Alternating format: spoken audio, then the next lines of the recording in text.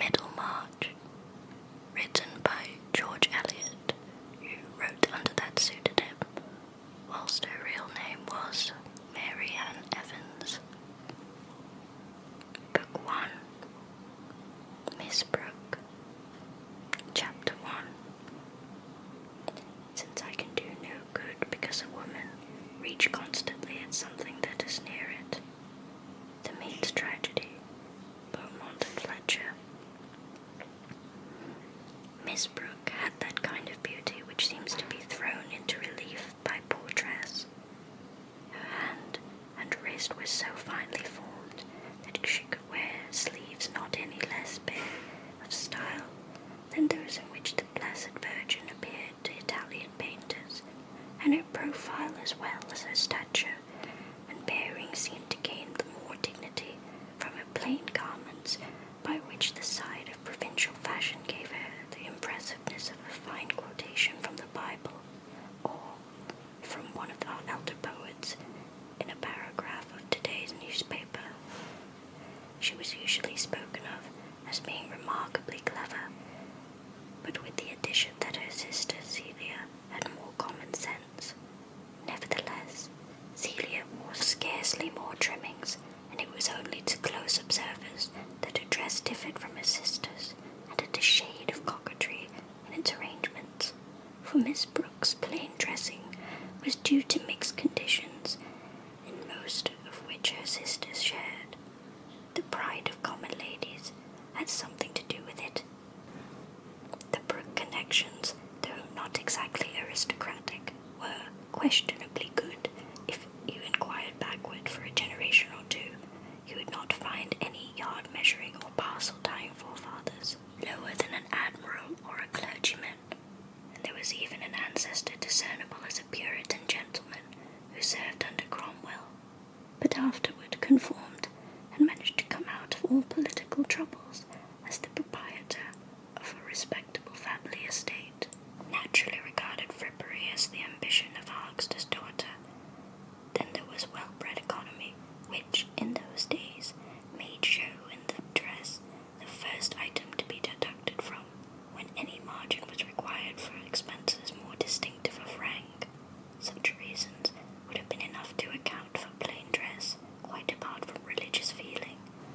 But in Miss Brooke's case, religion alone would have determined it, and Celia mildly acquiesced in her sister's sentiments, only infusing them with that common sense which is able to accept monotonous doctrines without any eccentric agitation.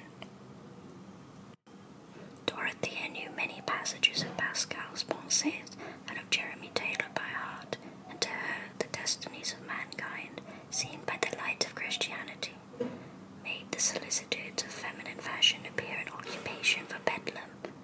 She could not reconcile the anxieties of a spiritual life involving eternal consequences with a keen interest in guimp and artificial protrusions of drapery. Her mind was theoretic and yearned by its nature after some lofty conception of the world, which might frankly include the parish of Tipton and her own rule of conduct there.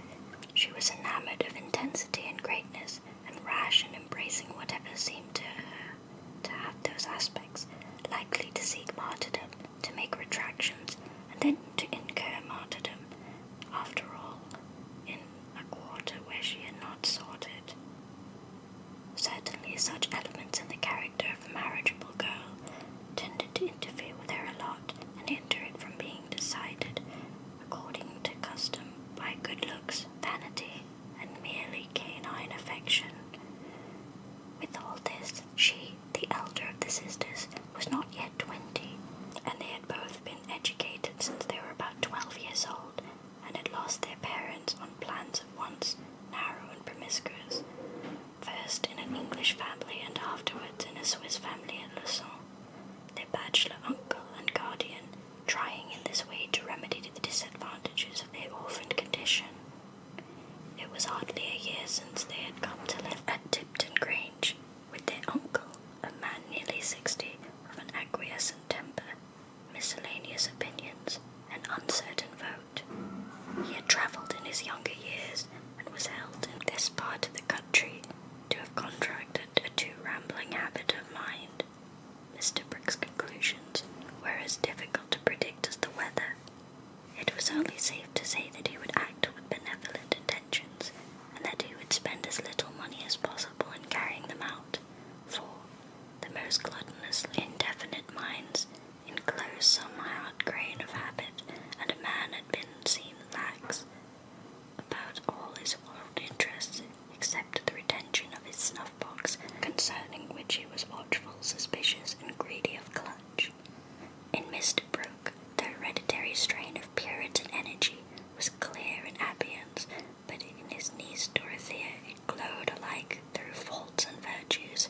turning sometimes into impatience of her uncle's talks, or his way of letting things be on his estate, and making her long all the more for the time when she would be of age and have some command of money for generous schemes.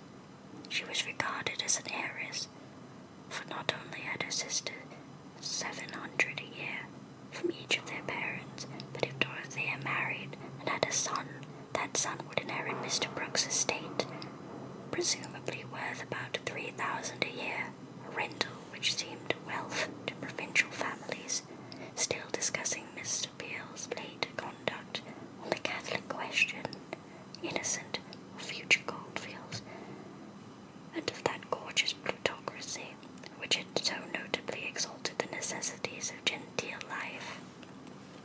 And how should Dorothea not marry? A girl so handsome with such prospects, nothing could hinder her but the love of extremes and her insistence on regulating life according to notions which might cause a wary man to hesitate before he made her an offer, or even might lead her to last to refuse all offers.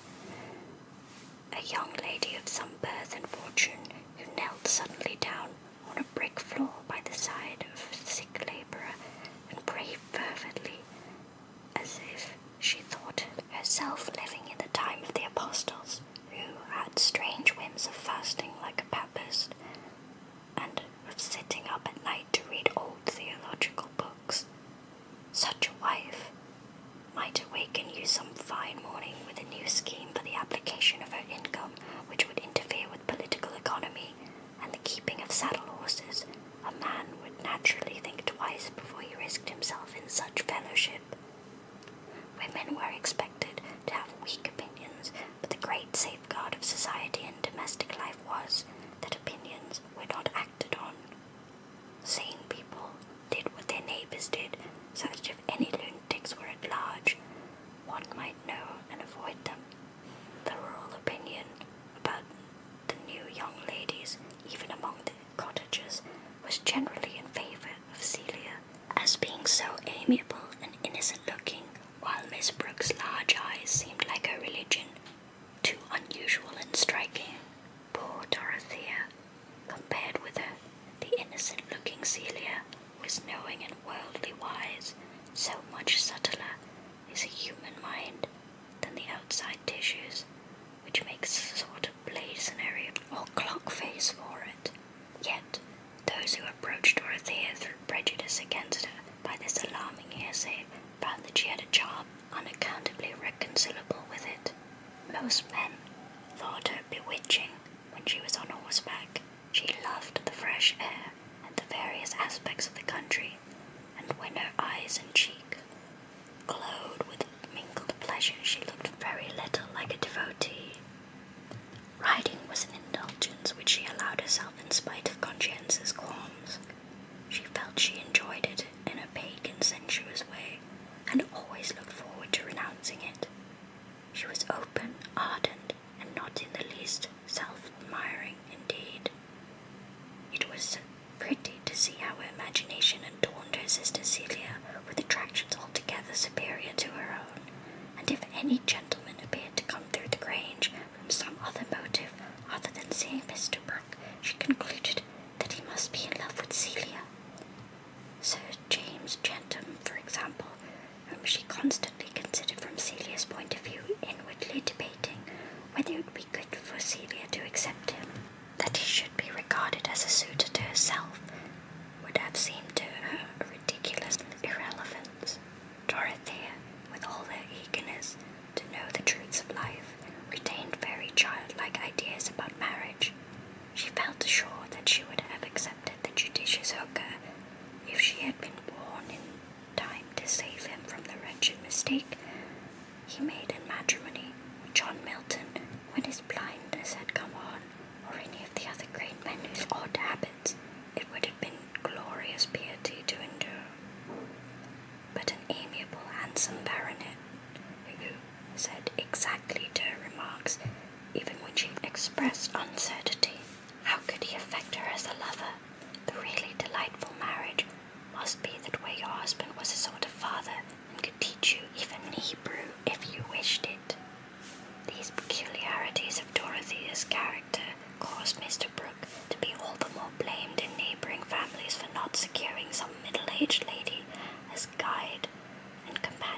his nieces, but he himself dreaded so much that sort of superior woman likely to be available for such a position that he allowed himself to be dissuaded by Dorothea's objections, and was in this case brave enough to defy the world, that is to say, Mrs. Cadwallader's, the rector's wife, and the small group of gentry with whom he visited in the north-east corner of Loamshire. So Miss Brooke presided in her uncle's household, and did not at all dislike her new authority with the homage it belonged to. Sir James Chatham was going to dine at the Grange today, with another gentleman whom the girls had never seen, and about whom Dorothea had felt some venerating expectation. This was Reverend Edward Gospel, noted in the country as being a man of profound learning, understood for many years to be engaged on a great work concerning religious history, also as having a man of wealth enough to give lustre to his piety, and having views of his own, which were to be more clearly ascertained on the publication of his book. His very name carried an impressiveness hardly to be measured without a precise chronology of scholarship.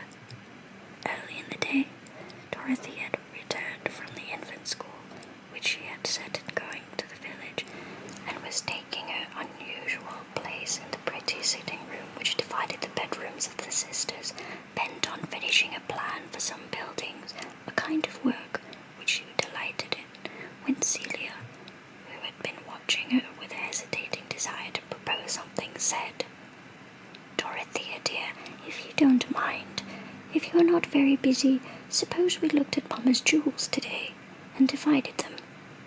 It is exactly 6 months today since Uncle gave them to you, and you have not yet looked at them." Celia's face had the shadow of pouting expression in it, the full presence of the pout being kept back by a habitual awe of Dorothean principle. Two associated facts which might show a mysterious electricity if you touch them incautiously. To her relief, Dorothea's eyes were full of laughter as she looked up. "What a wonderful little almanac you are, Celia. Is it 6 calendar or 6 lunar months?" "It is the last day of September now, and it was the 1st of April when Uncle gave them to you. You know, he said that he had forgotten them till then. I believe you have never thought of them since you locked them up in the cabinet here." "Well, dear, we should never wear them, you know." Dorothea spoke in a full cordial tone, half caressing, half explanatory. She had a pencil in her hand and was making tiny side plans on a margin. Celia coloured and looked very grave.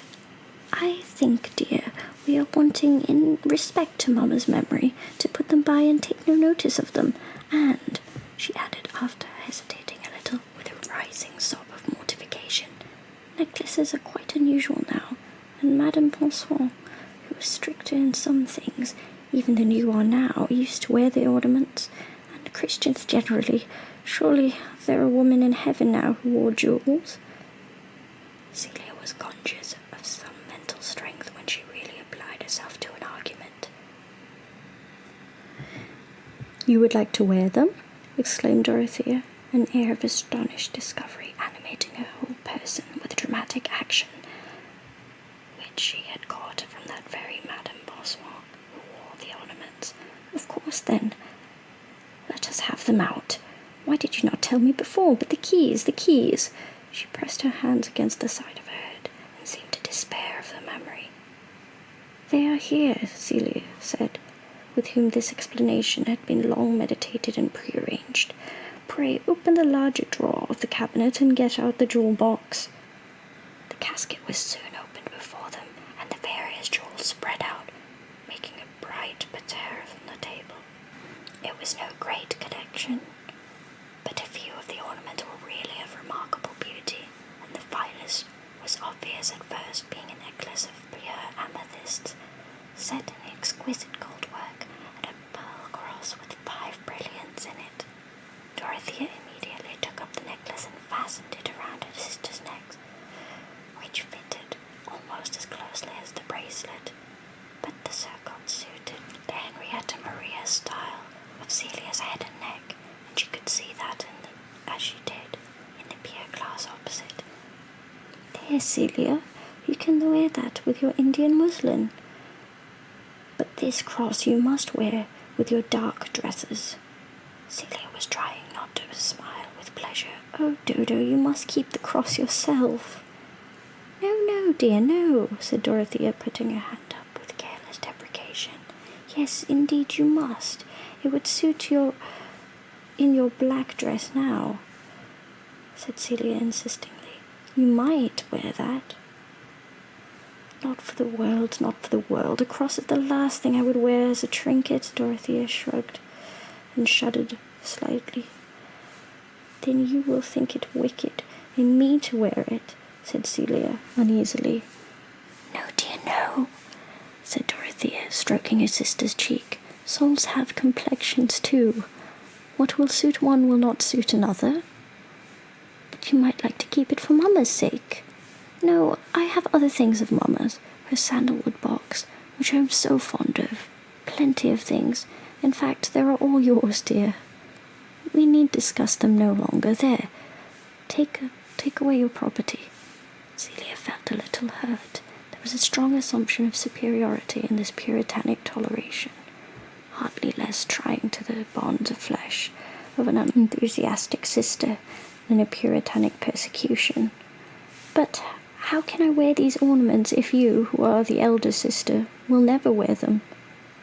Nay, Celia, that is too much to ask, that I should wear trinkets to keep you in countenance. If I were to put on such a necklace as that, I should feel as if I had been pirouetting. The world would go round with me, and I should not know how to walk. Celia had unclasped the necklace and drawn it off. It would be a little tight for your neck. Something to lie down and hang would suit you better, she said with some satisfaction. The complete unfitness of the necklace from all points of view for Dorothea made Celia happier in taking it. She was opening some ring boxes, which disclosed a fine emerald with diamonds, and then, just as the sun passing beyond a cloud set a bright gleam over the table. Oh, how very beautiful these gems are, said Dorothea, under a new current of feeling, as sudden as the gleam. It is strange how deeply colours seem to penetrate one, like scent. I suppose that is the reason why gems are used as spiritual emblems in the Revelation of St. John. They look like fragments of heaven. I think that emerald is more beautiful than any of them. And there is this bracelet to match it, said Celia. We did not notice this at first. They are lovely, said Dorothea, slipping the ring and bracelet on her finely tuned finger and wrist, and holding them towards the window on a level with her eyes. All the while, her thought was trying to justify her delight in the colours by merging them with her mystic religious joy. You would like those, Dorothea, said Celia, rather falteringly, beginning to think with wonder that her sister showed some weakness, and also that emeralds would suit her complexion even better than purple amethysts. You must keep the ring and bracelet, if nothing else. But see, these agates are very pretty and quiet. Yes, I will keep this ring and bracelet, said Dorothea. Then letting her hand fall on the table, she said in another tone, Yet, what miserable men find such things and work at them and sell them? She paused again, and Celia thought that her sister was going to renounce the ornaments as inconsistency she ought to do. Yes, dear, I will keep these, said Dorothea decidedly. But take the rest away, and the casket. She took up her pencil without removing the jewels, and still looking at them, she thought often of having them by her, to feed her eye at these little fountains of pure colour. Shall you wear them in company? Said Celia, who was watching her with real curiosity as to what she would do. Dorothea glanced quickly at her sister across all her imaginative adornment of those whom she loved. There darted now with a keen discernment, which was not without a scorching quality. If Miss Brooke ever attained perfect meekness, it would not be for lack of an inward fire. Perhaps she said rather haughtily. "I cannot tell to what level I may sink." Celia blushed and was unhappy.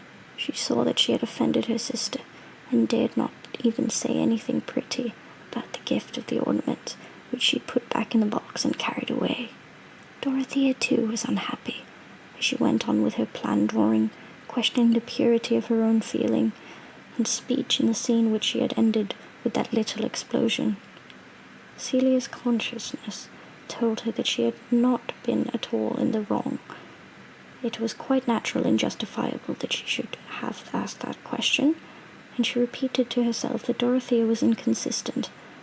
Either she should have taken her full share of the jewels, or, after what she had said, she should have renounced them altogether. "I am sure, at least, I trust," thought Celia, "that the wearing of a necklace will not interfere with my prayers, and I do not see that I should be bound by Dorothea's opinion now that we are going into society. Though, of course, she herself ought to be bound by them, but Dorothea is not always consistent." Thus Celia mutely bending over her tapestry until she heard her sister calling her. "Here, Kitty, come and look at my plan. I shall think I am a great architect if I've not got incompatible stairs and fireplaces." As Celia bent over the paper, Dorothea put her cheek against her sister's arm caressingly. Celia understood the action. Dorothea saw that she had been in the wrong, and Celia pardoned her. Since they could remember, there had been a mixture of criticism and awe in the attitude of Celia's mind towards her elder sister. The younger had always worn a yoke. But is there any yoked creature without its private opinions?